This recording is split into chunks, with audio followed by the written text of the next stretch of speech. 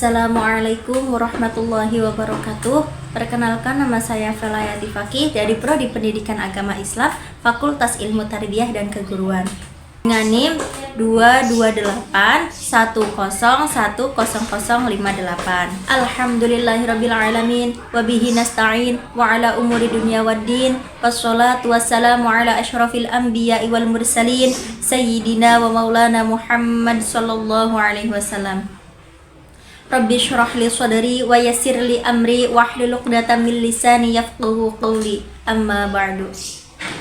Pertama-tama, marilah kita panjatkan puji dan syukur kehadirat Allah Subhanahu wa Ta'ala yang telah memberi kita nikmat dan hidayahnya sehingga kita dapat mengerjakan tugas tarikh tasrih pada hari ini. Salawat serta salam tidak lupa tercurah limpahkan kepada Nabi kita, Nabi Muhammad Sallallahu Alaihi Wasallam.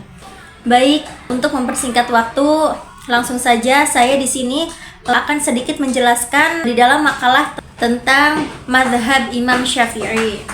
Yang pertama yaitu biografi Imam Syafi'i.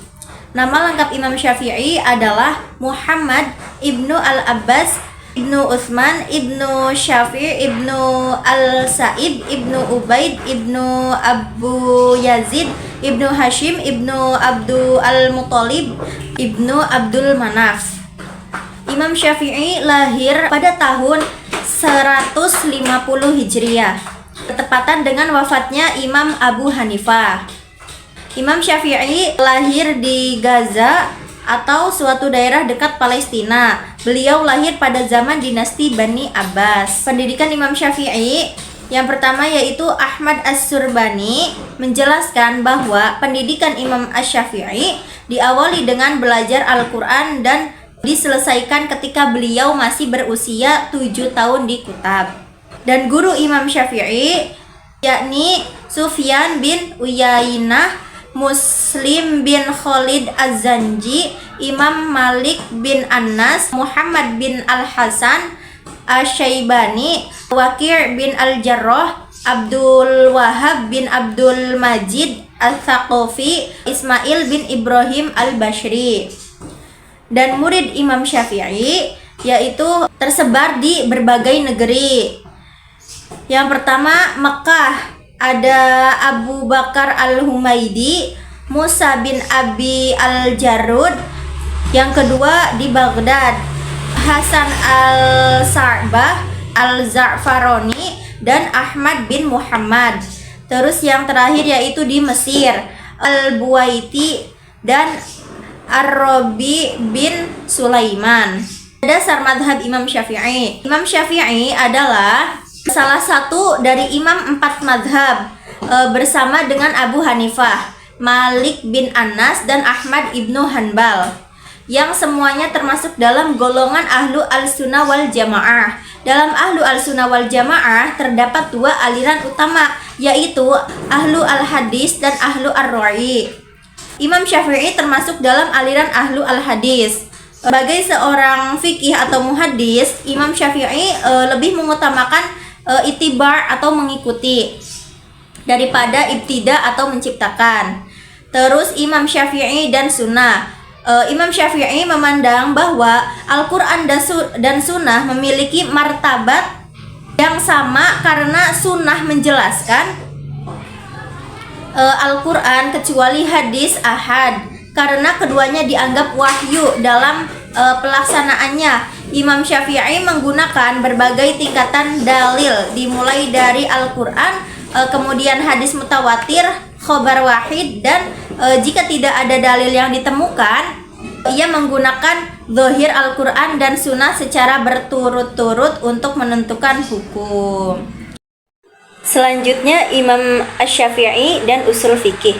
Para ulama menyebutkan bahwa Imam Syafi'i adalah seorang ulama yang ahli dalam ilmu usul fikih. Ilmu usul fikih adalah ilmu yang membahas bagaimana cara istimbat hukum atau cara memahami Al-Quran dan hadis yang benar. Beliau juga termasuk salah satu ulama yang pertama kali menuliskan ilmu usul fikih dalam sebuah kitab tersendiri. kitab ini terkenal dengan nama Ar-Risalah. Kitab Ar-Risalah ini berisi usul madhab Syafi'i dan kaidah-kaidah dalam memahami Al-Quran dan Al-Hadis. Imam Ibnu Katsir mengatakan bahwa Gubernur Abdurrahman bin Mahdi pernah meminta Imam Syafi'i untuk menuliskan sebuah kitab yang berisi cara memahami ayat Al-Quran, cara memahami hadis, kaidah nasikh mansukh, dan lain-lain. Kemudian Imam Syafi'i menyusun kitab Ar-Risalah untuk menjelaskan itu semua.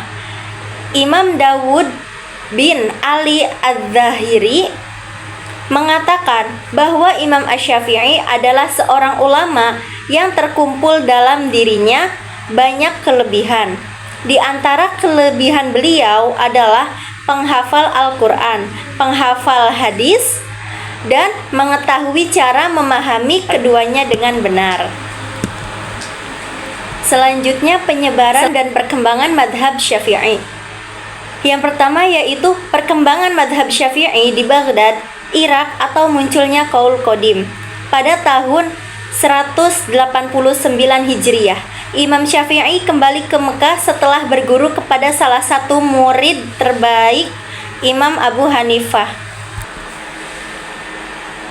Imam Abu Hanifah yaitu Muhammad bin Hasan Asy-Syaibani.